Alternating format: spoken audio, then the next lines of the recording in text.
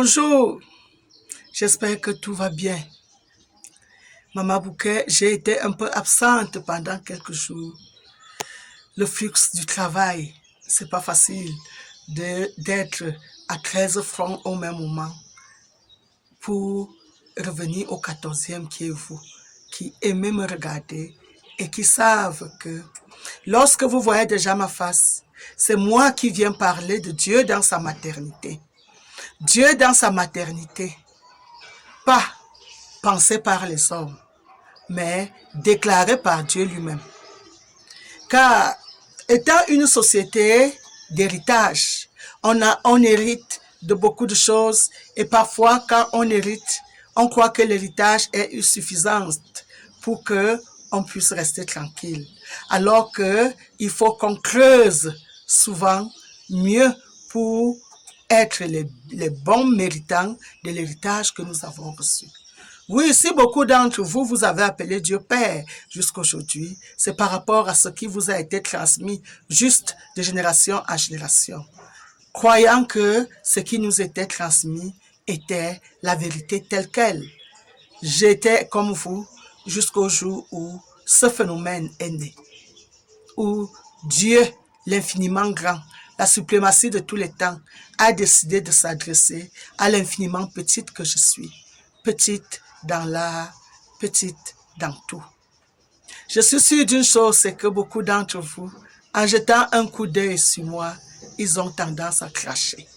Parce que certains me disent, qui a dit à la femme de parler devant les gens?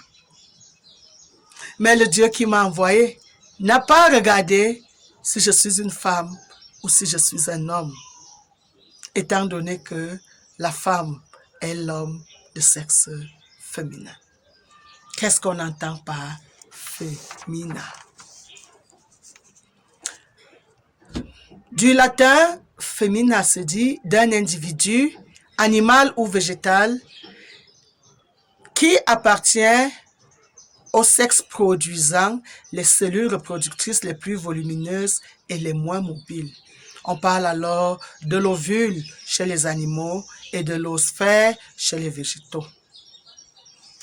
Lorsque, anatomiquement, on regarde les deux êtres, dont je veux parler de l'être de sexe masculin et de l'être de sexe féminin, il y a quelque chose qui nous frappe tout de suite lorsque nous regardons l'être de sexe féminin, beaucoup plus du côté de nous les humains.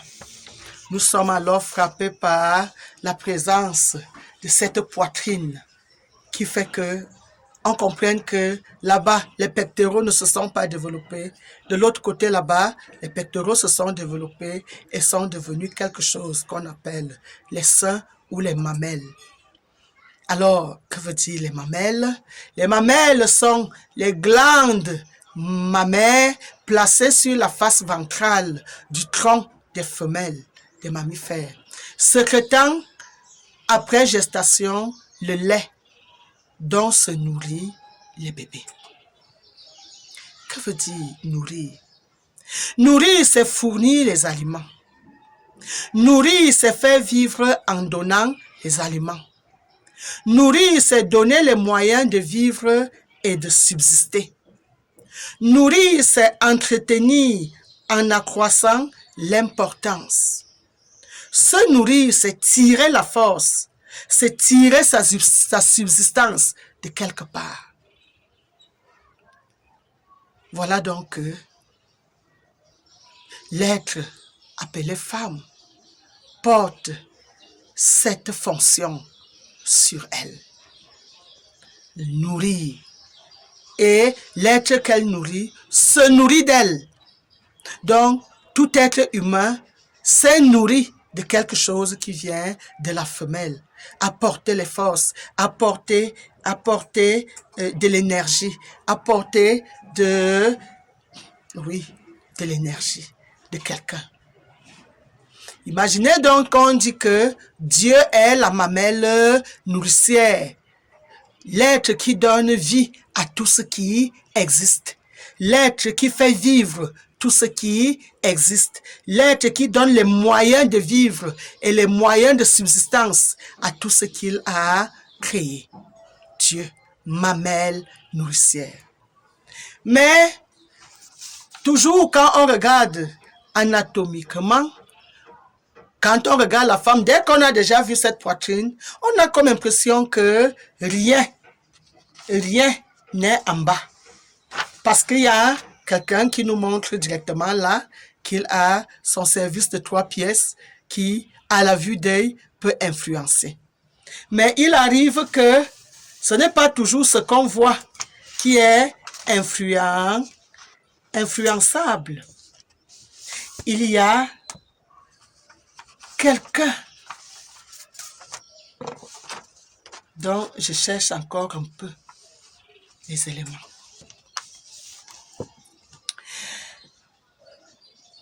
Je peux parler de la surprotection. Le verbe materner nous renvoie à entourer de soins excessifs, surprotéger. Et on surprotège un trésor, on surprotège une préciosité.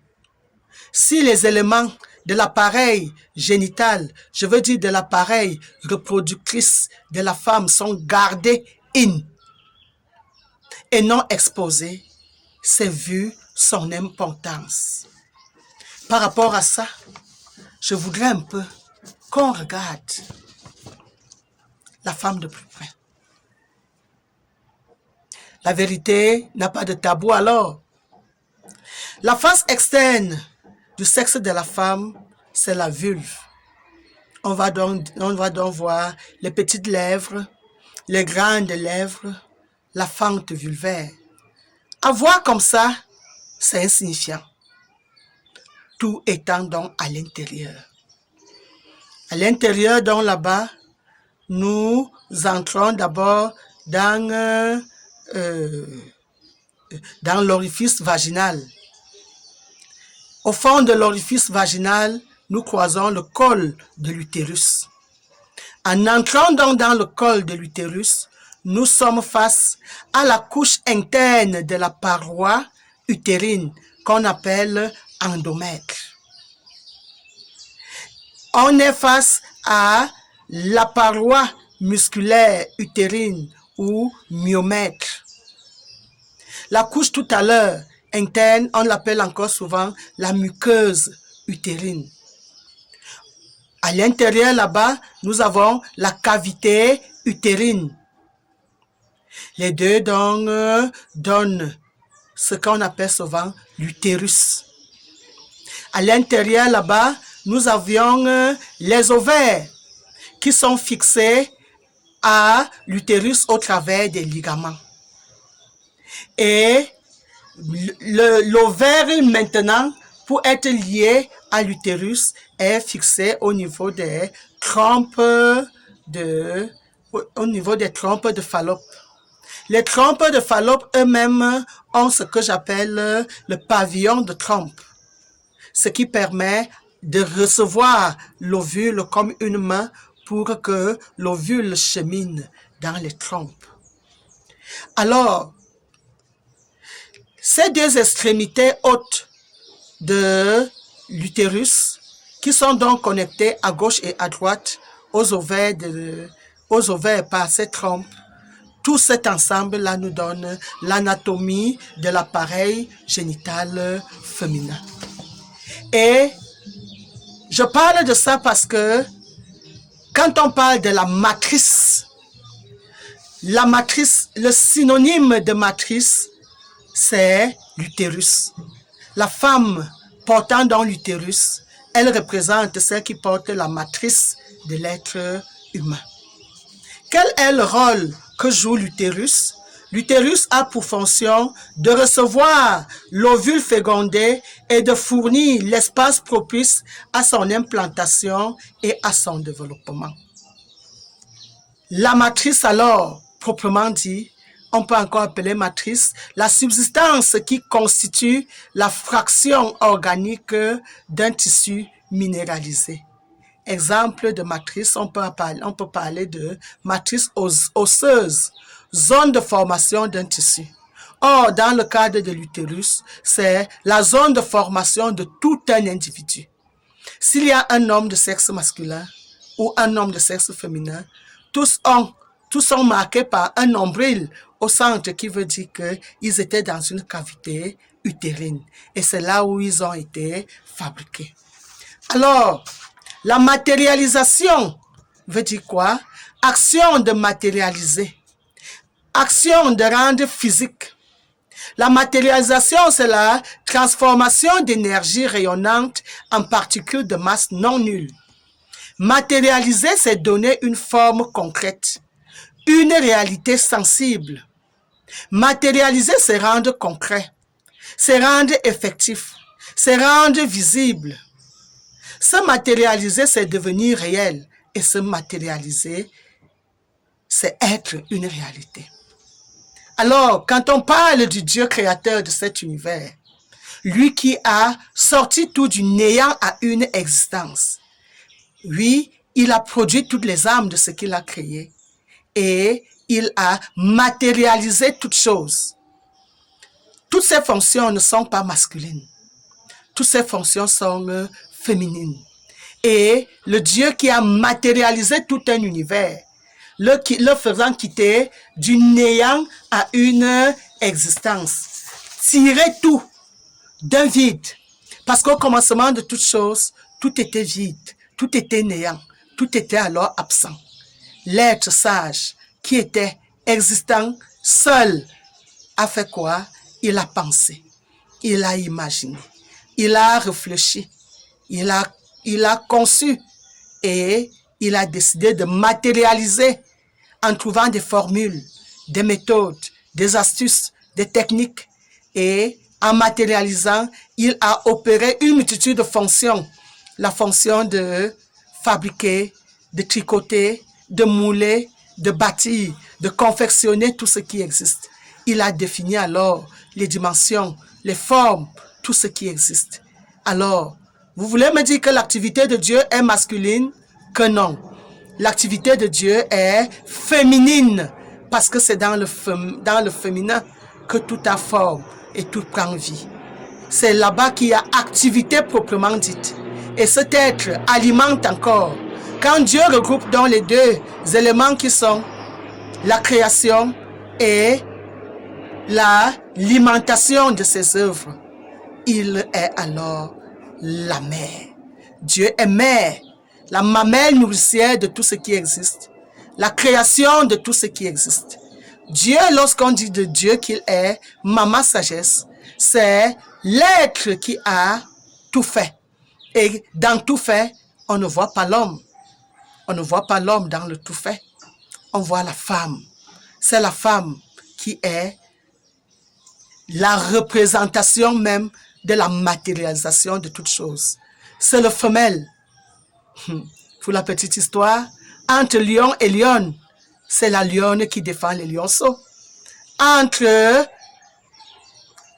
chat et chatte, c'est la chatte qui défend les chatons. Entre chien et chienne, c'est la chienne qui défend les chiots. C'est ainsi que lorsque Dieu nous révèle sa maternité, proprement dite, l'heure où Dieu est censé protéger l'œuvre de ses mains, la sueur de son front.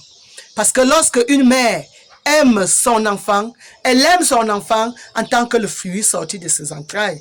La mère n'aime pas l'enfant pour ce que l'enfant fait ou ce que l'enfant deviendra. Ainsi, Dieu aime l'humanité en tant que l'auteur, celui qui a rendu réel, celui qui a donné forme, celui qui a matérialisé tout ce qui existe. Alors celui qui a matérialisé ne peut pas prendre plaisir à détruire. Dieu n'est pas le destructeur, mais Dieu est celui qui a donné forme. Maman Sagesse est son nom. Moi, Maman Bouquet, je vous reviens très bientôt.